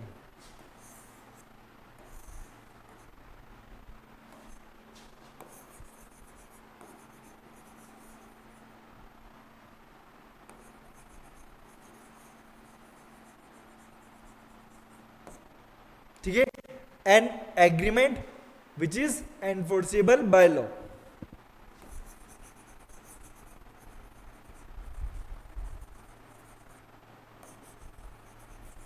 अब ये मैं अपनी मर्जी से बोल रहा हूं या फिर ये कहीं लिखा हुआ है, 2H। ठीक है, इंडियन कॉन्ट्रैक्ट एक्ट में इसकी डेफिनेशन दी हुई है आपको 2H के अंदर। ठीक है, ओपन करो अपने डायरेक्ट और 2H को एक बार रीड करो कि क्या लिखा हुआ है 2H के अंदर। An agreement enforceable by law is a contract. ठीक है, हमें ये तो समझ में आ गया कि भैया वो सारे एग्रीमेंट जो आप लॉ के थ्रू क्या करवा सकते हो, एनफोर्स करवा सकते हो, उसको क्या बना दोगे आप, कॉन्ट्रैक्ट बना दोगे। चीज समझ में आ गई। तो मेरा अगला क्वेश्चन है कि भैया सबसे पहले तो आप लोग मुझे ये बताओ कि एग्रीमेंट है क्या, और दूसरी चीज मुझे बताओ वो कौन सा एग्रीमेंट है जो एनफोर्सेबल बाय लॉ है।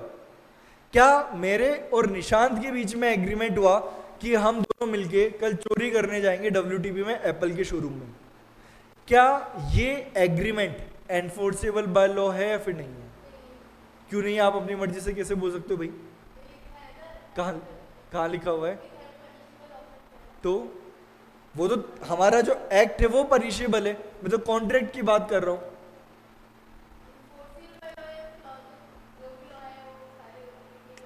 क्यों, आप तो थेफ्ट को ऑफेंस बना रहे हो, वो तो मैंने आपकी बात मान ली कि थेफ्ट है वो ऑफेंस है, ठीक है, बात समझ में आ गई, हम पकड़े गए तो आप हमें जेल में डाल देना। मैं तो थेफ्ट की बात ही नहीं कर रहा, मैं तो उस एग्रीमेंट की बात कर रहा हूं जो मेरे और निशांत के बीच में हुआ है।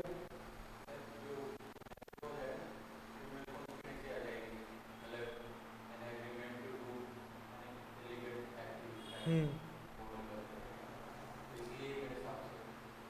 तो एग्रीमेंट तो वहां पे भी हो रहा है, वो ये थोड़ी ना मना कर रहा है एग्रीमेंट इज नॉट वैलिड।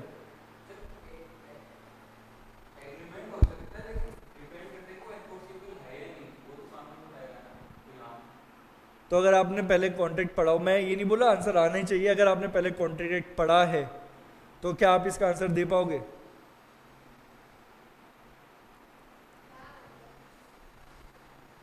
कोई भी कॉन्ट्रैक्ट अनलॉफुल ऑब्जेक्ट या फिर अनलॉफुल कंसिडरेशन के लिए अगर है तो फिर वो जो कॉन्ट्रैक्ट है वो कॉन्ट्रैक्ट नहीं होता, अनलॉफुल एग्रीमेंट माना जाता है, यानी कि वो एग्रीमेंट क्या नहीं है, एनफोर्सेबल बाय लॉ नहीं है।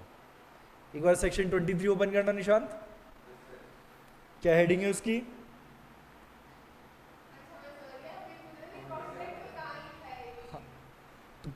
आप अगर कॉन्ट्रैक्ट में भी नहीं बोलो तो लॉजिकल आंसर अगर दो तो contract not enforceable by law क्या कर सकते हो आप कि भैया जो भी जितने भी एग्रीमेंट हो गए, आप क्या कर रहे थे, आप उस एक्ट को पकड़ के बैठो कि थेफ्ट इलीगल है, वो तो थेफ्ट तो इलीगल है, वो तो मैंने मान लिया, मैं तो कॉन्ट्रैक्ट की वैलिडिटी की बात कर रहा हूँ। तो 23 की हेडिंग क्या है,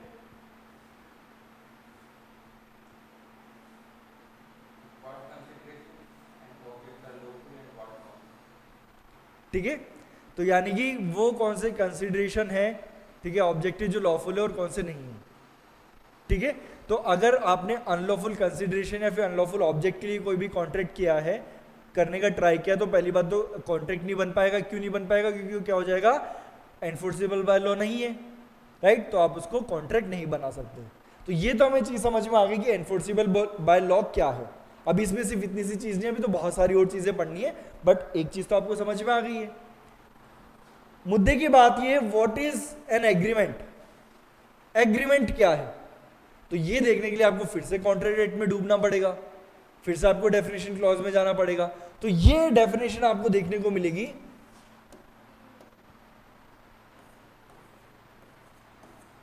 2E। एक बार फटाफट से रीड करना, 2E में क्या लिखा हुआ है।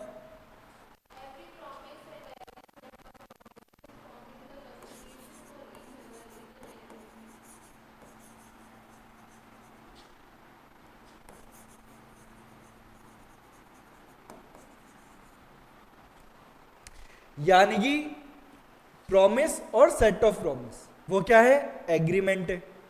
अब आप फिर से अपना सिर पकड़ोगे, सर आंसर तो अब आपने नई टर्म हमें समझा दी, प्रॉमिस क्या होता है। अब आपको ये समझना पड़ेगा कि प्रॉमिस क्या है, क्योंकि अभी तक आपको कोई डेफिनेट आंसर नहीं मिल रहा है ना। आपको एक चीज का आंसर देने के लिए दूसरी चीज कंफ्यूजिंग बताई जा रही है। सबसे पहले आपको बोला गया कॉन्ट्रैक्ट, कॉन्ट्रैक्ट में आपको ये समझना है एग्रीमेंट क्या होता है और एनफोर्सेबल बाय लॉ क्या है। अब आपको लगा कि अच्छा एग्रीमेंट समझ में आ रहा है हमें, तब आपको पता चला नहीं नहीं, एग्रीमेंट समझने के लिए तो हमें क्या करना पड़ेगा, एक डेफिनेशन देखनी पड़ेगी। वो कहां पर देखनी पड़ेगी हमको, 2E के अंदर। 2E में जब आपने डेफिनेशन देखी तो आपको ये देखना पड़ेगा कि भैया प्रॉमिस है क्या।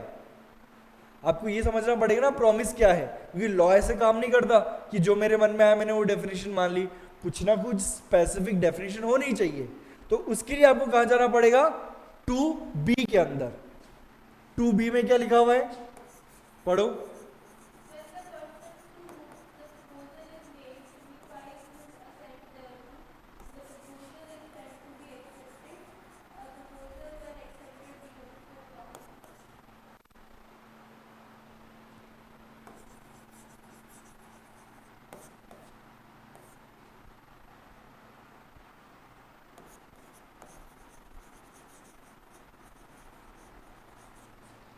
ये पूरी कहानी है, ठीक है। अगर आपको ये सारी चीजें देखनी है तो ये पूरी कहानी अगर आपको समझ में आएगी, तब जाके आप ये बोल सकते हो कि सर हमें समझ में आ गया व्हाट इज कॉन्ट्रैक्ट। ठीक है,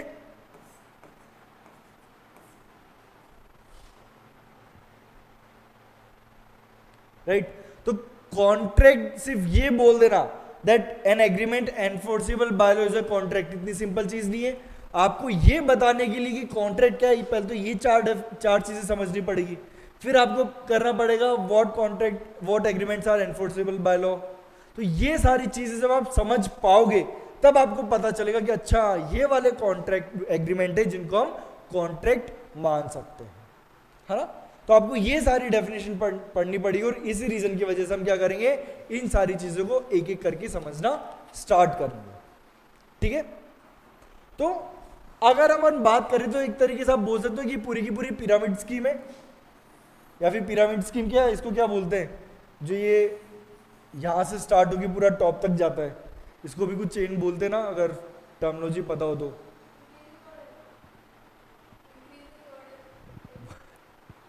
वो तो ठीक है, कुछ स्पेसिफिक वर्ड भी होता है इसका, कोई ना, आप तो पिरामिड की तरह मान के चल लो कि यहाँ पे आपका ऑफर एंड प्रपोजल, यहाँ पे हो गया आपका एक्सेप्टेंस, ठीक है, फिर सेट ऑफ प्रॉमिस, और एंड में जाके आप क्या अचीव करने वाले हो, अपना टारगेट, दैट इज एग्रीमेंट।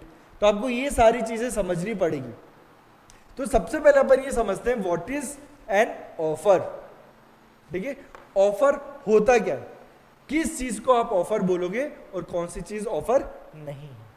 ठीक है, तो रीड करें अपन, फाइनली बैरेट को रीड करना स्टार्ट करें, राइट। तो सबसे पहले आप निकालो डेफिनेशन 2A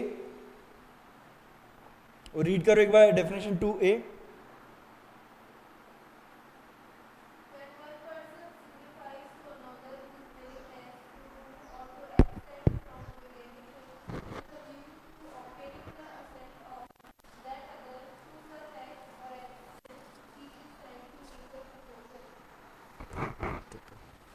अगर अपन इस डेफिनेशन को लिखना चाहे तो ऐसा लिख सकते हैं अपन, ज़्यादा ही हो गया ये।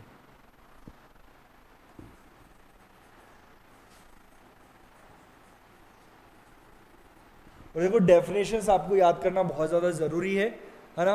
अगर आपको क्लैट निकालना है, नेट निकालना है, आरजीएस निकालना है, कोई सा भी एग्जाम हो, अगर आपकी कमांड डेफिनेशन क्लॉज के ऊपर नहीं है तो डेफिनेटली हर एग्जाम में आप 2 से 3 क्वेश्चन गलत करके आओगे, है ना। तो डेफिनेशन किसी भी एक्ट की हो, कोई सा भी एग्जाम दे रहे हो, इंपॉर्टेंट होती है। तो डेफिनेशन को याद जरूर करना। तो यहाँ पे डेफिनेशन को याद करने के लिए आप क्या कर सकते हो, उसको डिफरेंट डिफरेंट पार्ट में डिवाइड कर सकते हो। तो अपन इसको इसी तरीके से पढ़ेंगे।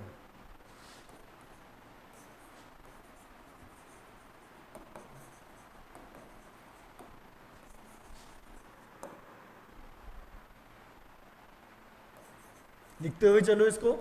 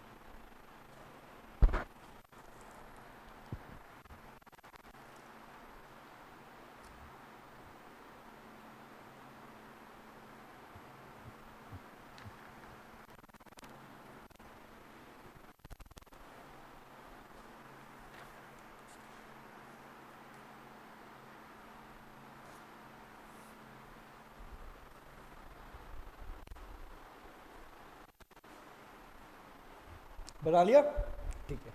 तो ये हमारी डेफिनेशन है किसकी, प्रपोजल की। तो यहां पे देखो, अब आप ये देखो कॉन्ट्रैक्ट एक्ट बनाया कितने बढ़िया तरीके से, यानी कि एक एक चीज का ध्यान रखा गया। अब जब आपको ये पूरी चीज बताई गई है कि भैया one person signifies to another his willingness to do और absence from doing something with a view to obtain assent of that another, यानी कि आप क्या कर रहे हो, सामने वाले को कुछ चीज ऑफर करो कि भैया अगर तू बोले तो मैं ये काम कर दूं, तू बोले तो मैं ये काम करने से रुक जाऊं, लेकिन तुझे बोलना पड़ेगा। और आप क्या वेट कर रहे हो, उसकी उस असेंट का, यानी कि हरी झंडी का, कि मैं काम करूं कि नहीं करूं तू बता, ठीक है।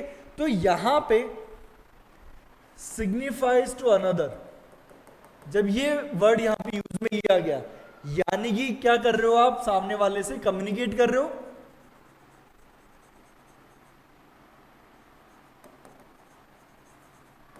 कम्युनिकेशन चल रहा है आपका। अगर आपने बोला कि भाई मुझे कार खरीदनी है, तो ऐसा तो नहीं ना मैंने अपने मन में सोचा और ये बात सामने वाले को समझ में आ गई, नहीं, मुझे वर्बली बोलना पड़ेगा या कोई ना कोई एक्शन करके दिखाना पड़ेगा, यानी कि किसी भी वे में मुझे क्या करना पड़ेगा, कम्युनिकेट करना पड़ेगा। विदाउट कम्युनिकेशन आप किसी भी तरीके से कोई भी ऑफर नहीं कर सकते हो, और उस ऑफर का क्या भी नहीं हो सकता, एक्सेप्टेंस भी नहीं हो सकता। यानी कि क्या करना पड़ेगा आपको, कम्युनिकेशन तो करना ही पड़ेगा, राइट। तो अब ये कम्युनिकेशन क्या है और कम्युनिकेशन कैसे हो सकता है, ठीक है, उसके लिए आपको जाना पड़ेगा सेक्शन 3 के अंदर। कहां जाना पड़ेगा, सेक्शन 3 में। तो ये देखो ये सारी चीजें क्या है, आपस में कनेक्टेड है, और आप इन चीजों को अगर इस तरीके से पढ़ोगे ना तो आपको चीजें एक फ्लो में याद रहेंगी कहानी की तरह। और अगर आप इनको टुकड़ों में पढ़ोगे तो फिर आपको दिक्कत होगी इनको याद करने के अंदर, राइट। तो अपन सेक्शन 3 भी ओपन कर लेते हैं एक बार कि सेक्शन 3 में क्या लिखा हुआ है। The communication of proposal the acceptance of proposal and revocation of proposal and acceptance respectively are deemed to be made by any act or omission of the party proposing, accepting or revoking by which he intend to communicate such proposal, acceptance or revocation or which has the effect of communicating it. ठीक है, यानी कि आपको अगर communicate करना है तो आप क्या कर सकते हो, तीन तरीके से कर सकते हो. कितने तरीके से कर सकते हो, तीन तरीके से कर सकते हो. ठीक है, कैसे, तीन भी नहीं, इसको पहले इस तरीके से करो. सेक्शन 3 में लिखा हुआ है एक्ट और ओमिशन. क्या लिखा हुआ है, एक्ट और ओमिशन. तो एक्ट और ओमिशन के अंदर आपका क्या क्या आ जाएगा, ओरल, राइटिंग एंड कंडक्ट. ये तीन चीजें तो आएंगी. एक्ट और ओमिशन में आप कैसे, या तो बोल के बताओगे, या लिख के बताओगे, या अपने काम के थ्रू बताओगे. तो तीन तरीके से आप क्या कर सकते हो, किसी भी चीज को कम्युनिकेट कर सकते हो. चीज क्लियर हो गई है. जैसे कि अगर मैं आपको बोलूं, आप लोग कोचिंग आते हो, ठीक है, कई लोग अपने पर्सनल व्हीकल्स आते हैं, कई लोग हैं जो ओला उबर के थ्रू, रैपिडो के थ्रू बाइक बुक करवा के आते हैं, कई लोग हैं जो ई रिक्शा वगैरह के थ्रू आते हैं. अब आपको पता है ई रिक्शा या फिर जितने भी अपने पब्लिक ट्रांसपोर्टेशन के मोड होते हैं, आप बस उसमें जाके बैठ जाओ और जब आपका स्टॉप आ जाए तो आप उतर जाओ. आपको ऐसा चोर कुछ करने की जरूरत नहीं है ना, यही होता है. और हिसाब से वो किराया बता देता है. अब मान लो एक इंडिविजुअल है बी, उसको अपनी कोचिंग आना है. ठीक है, बी खड़ा हुआ था, उसके सामने से ई रिक्शा जा रहा था. वो चुपचाप ई रिक्शा को रुकवाया, हाथ देके ई रिक्शा वाला रुक गया, वो बैठ गया. अब वो बैठा रहा और जैसे अपने यहाँ पे बाहर की साइड वो आया, वो उतरने के लिए उसने उसको बोल दिया. वो उतरा तो रिक्शा वाले ने बोला भैया पैसे दो. और बोलेगा मैं किस बात के पैसे दूं, जब मैं रिक्शा में बैठा कि अपनी कोई बात हुई थी क्या पैसे को लेके. रिक्शा वाला बोलेगा नहीं हुई थी.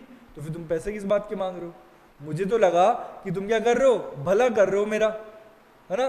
लेकिन हमने देख लिया स्टार्टिंग में, मैंने आपको बोला कलयुग है ये, कोई किसी का भला नहीं कर रहा, सब मोह माया इकट्ठी करने में लगे हुए.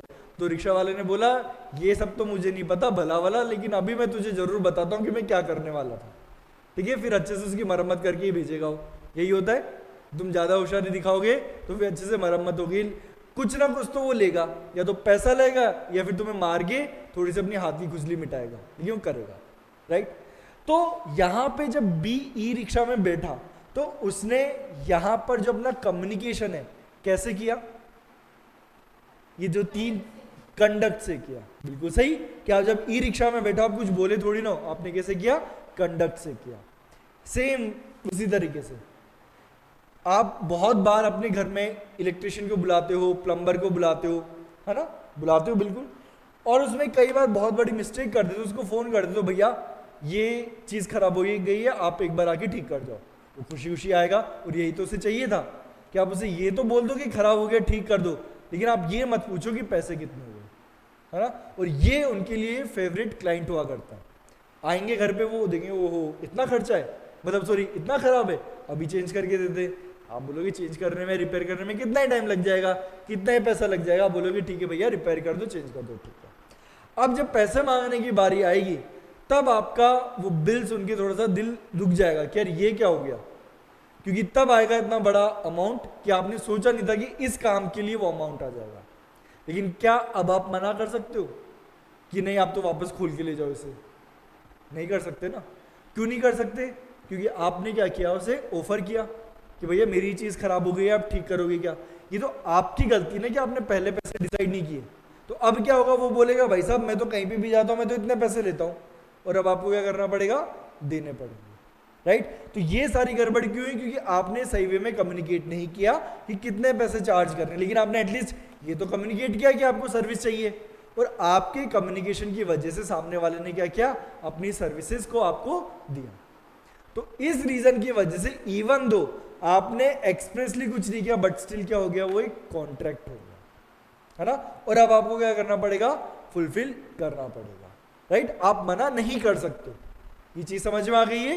तो यानी कि कभी भी आप किसी भी इलेक्ट्रिशियन को बुला रहे हो, प्लम्बर को बुला रहे हो, या किसी भी XYZ पर्सन को बुला रहे हो काम करने के लिए, तो एक बात की गांठ बांध लो कि जैसे उसे काम बताओ वैसे कॉल पर ही पूछ लो भैया कितने पैसे लगेंगे, है ना। और अगर वो ये बोलता है कि भाई मैं ऐसे तो फोन पे तो नहीं बता सकता, घर पे आके बताऊंगा, तो घर पे आते सबसे पहले उससे पैसे पूछ लो, नहीं तो फिर वो जो पैसे वो बताएगा वो आपसे सुने नहीं जाएंगे काम करने के बाद जो पैसे बताएगा। और ये होता है नॉर्मली, अगर आप पहले पैसे नहीं पूछोगे तो पक्का वो 20 to 30% हाइक करके ही पैसा बताते होते हैं, है ना। कई बार तो दुगना भी चार्ज कर लेते हैं। क्यों? क्योंकि अब आप मना नहीं कर सकते कि मैं पैसे नहीं दूंगा, है ना। तो हमेशा मांगनी चाहिए चीज़। तो ये तो हुआ कंसेप्चुअल वे में कि 3 तरीके से आप कर सकते हो। लेकिन इंडियन कॉन्ट्रैक्ट एक्ट में एक सेक्शन है जो स्पेसिफिकली बोलता है कि आपका कॉन्ट्रैक्ट कैसे कैसे हो सकता है। उसके लिए आपको जाना पड़ेगा सेक्शन नंबर 9 के अंदर।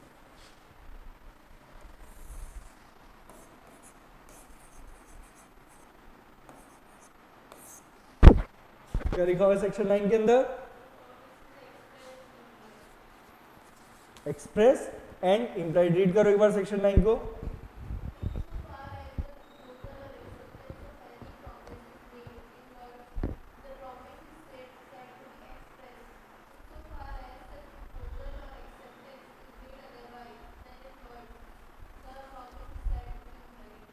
ठीक है, यानी कि आपको क्या बता दिया, प्रॉमिस के 2 टाइप बता दिए। क्या होंगे वो? एक्सप्रेस और इम्प्लाइड। 2 तरीके हैं प्रॉमिस करने के। क्या है? एक्सप्रेस और इम्प्लाइड। एक्सप्रेस का मतलब क्या होता है? बाय वर्ड्स आपने किया है। इम्प्लाइड का मतलब क्या होता है? अदरवाइज। अदरवाइज में क्या आएगा? कंडक्ट ही आएगा आपका। या तो आप बोल के बताओगे तो क्या हो गया? एक्सप्रेस हो गया। और या फिर कंडक्ट के थ्रू बताओगे, वो क्या हो गया? आपका इम्प्लाइड हो गया। तो यानी कि जो आपके वो प्रॉमिस है उसका क्लासिफिकेशन कैसे कर दिया आपने? 2 तरीके से। First express, second implied. ठीक है। तो इसमें एक जजमेंट है, ठीक है, अपटन ऑन सेवरन RDC वर्सेस पॉवेल। मैं लिखवाऊंगा, आप लोग पहले मुझे बताओ कि अभी तक आपकी क्लासेस के अंदर किस तरीके से प्रैक्टिस चलती है, कि पहले आपको बता के एक साथ फिर लिखवाया जाता है या फिर साथ के साथ ही लिखवाना है? ठीक है। वैसे अभी तक जितना अपन ने किया, चार्ट्स वगैरह तो आपने बना ही लिए हैं, है ना। ऐसा तो नहीं ना कि एक भी चार्ट बनाया नहीं है, राइट। लेकिन हाँ, अगर आपने ये नहीं लिखा है सेक्शन 9 से रेफर सेक्शन 3, तो उस चार्ट की साइड में आप लिख लो रेफर सेक्शन 3 या फिर read with section 3, read with section 9, ताकि आपको चलता रहे कि हमने इस चार्ट के साथ क्या क्या चीजें कनेक्ट करके पढ़ी थी। ठीक है। तो फिर ठीक है, जजमेंट भी आप साथ में लिखते हुए चलो।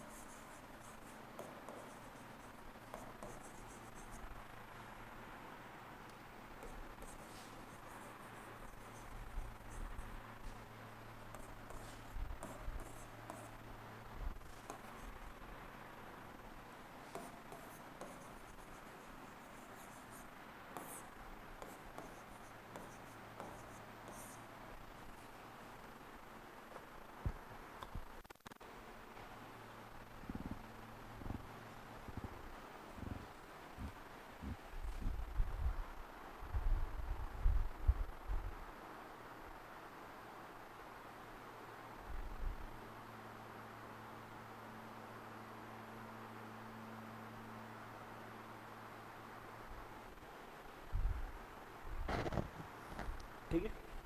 इसमें क्या हुआ, जो अभी मैंने आपको एग्जांपल दिया इलेक्ट्रिशियन या प्लम्बर का, सिमिलर मिस्टेक यहां पर हो गई बंदे से। क्या किया इसने?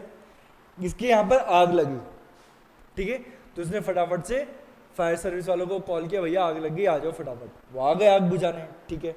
अब जब ये वहां पर आए तो जिस एरिया में रह रहा था वहां पे एक छोटा सा ग्लिच था। क्या ग्लिच था?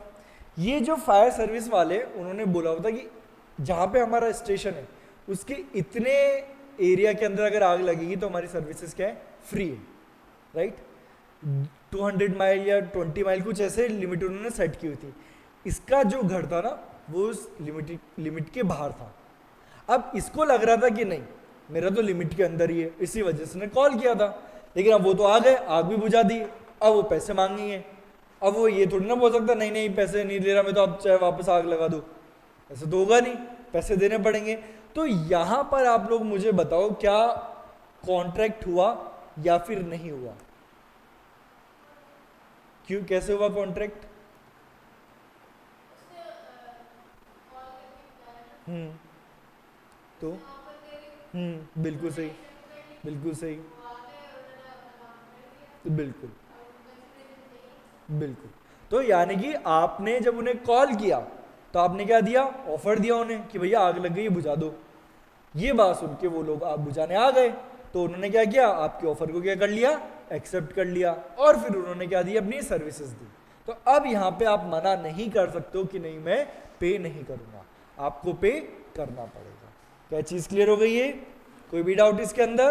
ओके। इसके अलावा एक और एग्जांपल ले लो कि भाई, और इस एग्जांपल के साथ अपन क्लास को वाइंड अप करेंगे, ठीक है?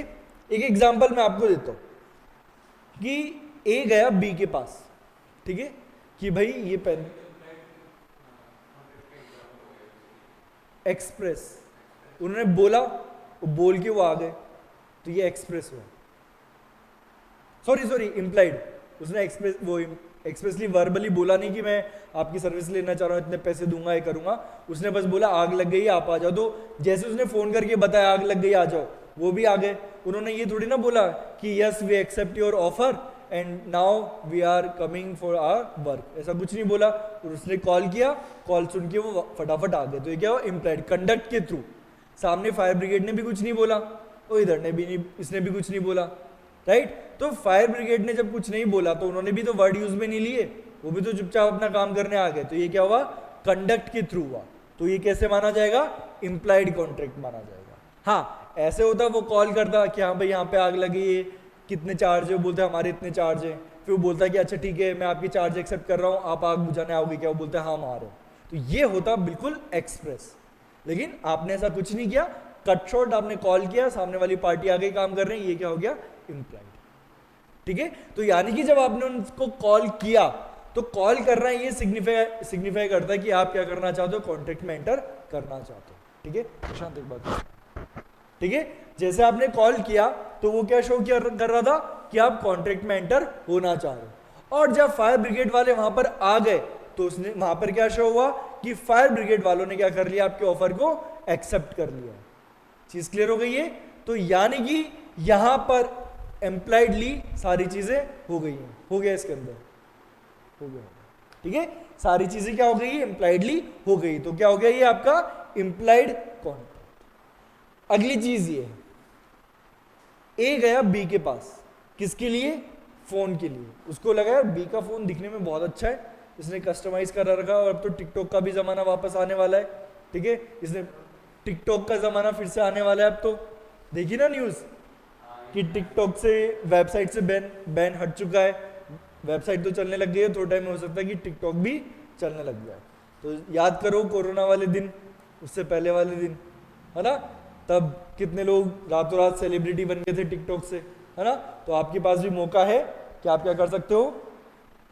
सेलिब्रिटी बन सकते हो। वो भी कर रहे हैं। प्लान भी हमेशा होना चाहिए, बिना प्लान बी के कभी नहीं चलना है। ठीक है, प्लान बी हमेशा होना चाहिए। अब आपका प्लान बी टिकटॉकर बनना है या प्लान बी नेट क्वालिफाई करना है, ये आपके ऊपर है, लेकिन प्लान बी हमेशा होना चाहिए आपके पास। ओके, तो यहां पर ए गया बी के पास, क्या तेरा फोन बहुत अच्छा है, बढ़िया, जब मैं वीडियो शूट करूंगा कैमरे की क्वालिटी भी बढ़िया है, और मिरर के सामने जब शूट करूंगा तो बढ़िया मेरा फोन भी फैंसी दिखेगा, मुझे ये फोन खरीदना है। अच्छा, तो ए गया बी के पास कि भैया कितने में बेचेगा फोन? तो बी ने इसको बोला कि I will not accept anything less than 60,000 rupees. क्या हुआ? ए गया बी के पास कि भाई कितने में बेचेगा फोन?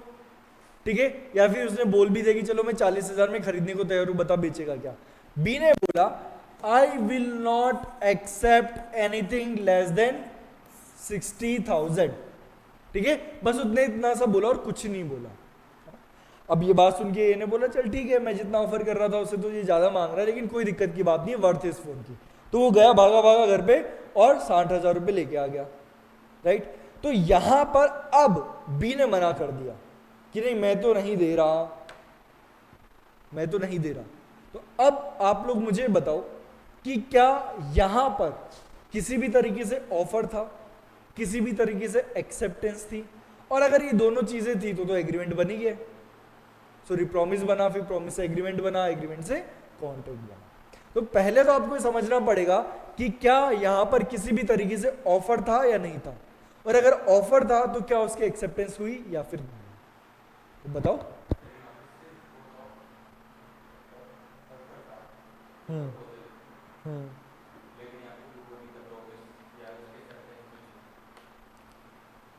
आप बताओ।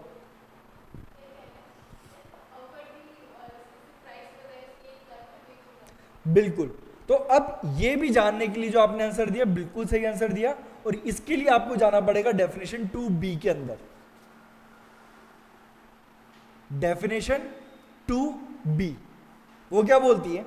When the person to whom the proposal is made signifies his assent thereto, the proposal is said to be accepted, a proposal when accepted become promise. यानी कि भैया जिसको आप प्रपोजल दे रहे हो उसको भी अपनी एक्सेप्टेंस क्या करनी पड़ेगी?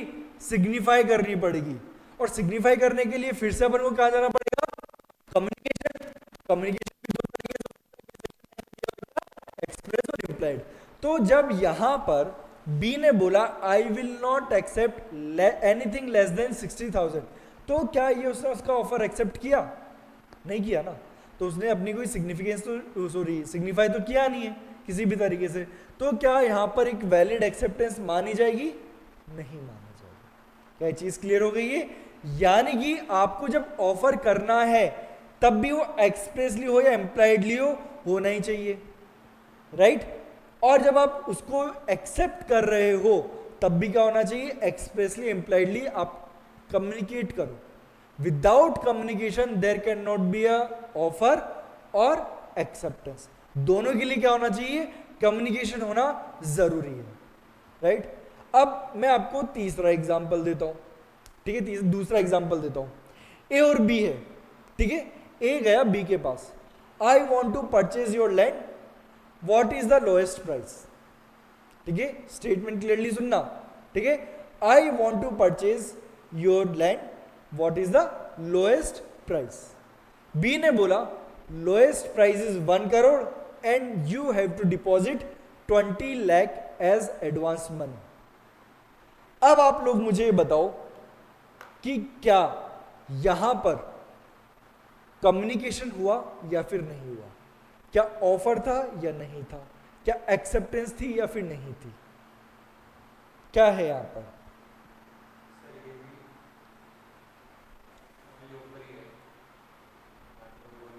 किसकी साइड से ऑफर है?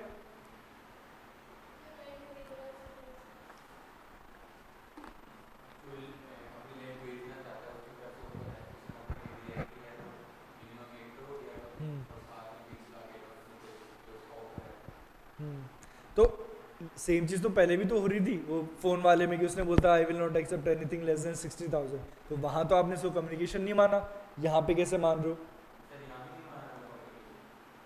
ऑफर तो मान रहे हो, तो यानी कि उसने कम्युनिकेट तो किया है ना। तो कम्युनिकेशन मुद्दे की बात कहाँ अटकी थी? जब पहला वाला एग्जाम्पल था उसमें बात क्यों अटकी? क्योंकि उसने किसी भी तरीके से अपनी सिग्निफिकेंस को क्या नहीं किया है? कम्युनिकेट नहीं किया है। यहां पे आप इसको कि भाई बी जो है जब ये बोलता है कि 1 करोड़ में बेचूंगा, 20 लाख रुपए तुम्हें क्या करने पड़ेंगे? एडवांस डिपॉजिट करने पड़ेंगे। तो यहां पे आप क्या बोल रहे हो? उसे ऑफर मान रहे हो, और ऑफर भी मानने के लिए एटलीस्ट कम्युनिकेशन तो करना ही पड़ेगा। यही बात है। तो बताओ आप, और आप बोलोगे ऑफर बी ने किया है, ए ने नहीं किया।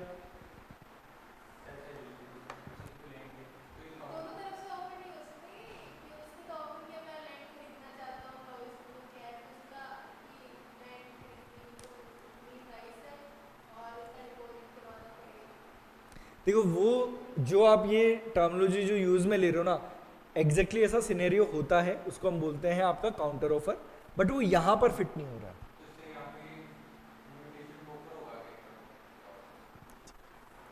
यहां पर क्या हुआ कि ए ने क्या किया कि जब उससे पूछा कि I want to purchase your land, what is the minimum price, तो ये उसने अपनी सिग्निफिकेंस शो की that I want to purchase your land, ठीक है।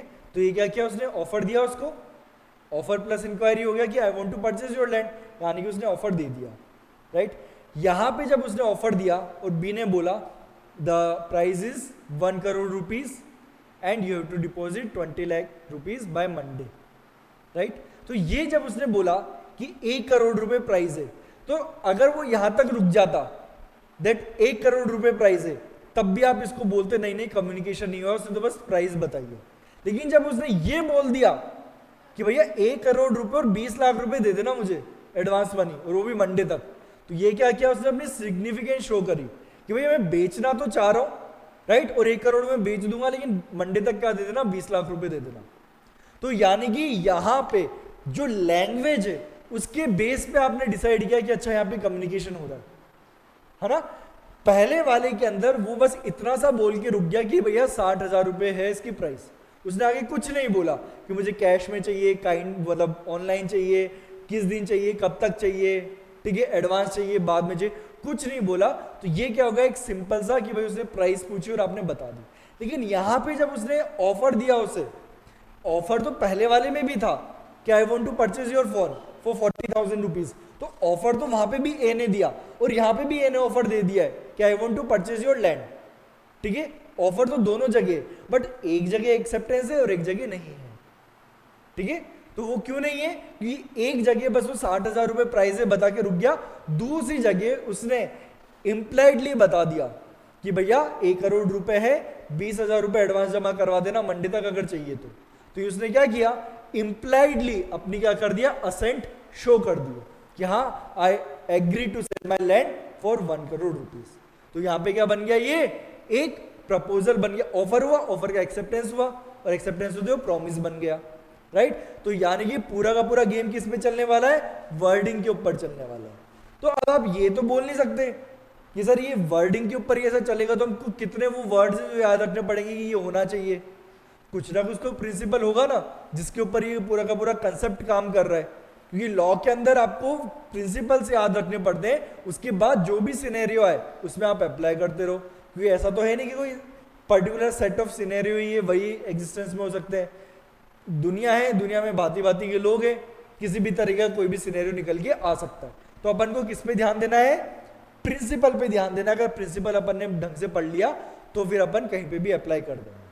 तो प्रिंसिपल क्या है, कैसे काम करता है प्रिंसिपल, ये अपन कवर करने वाले हैं हमारी नेक्स्ट क्लास के अंदर। चीज क्लियर हो गई है, ओके।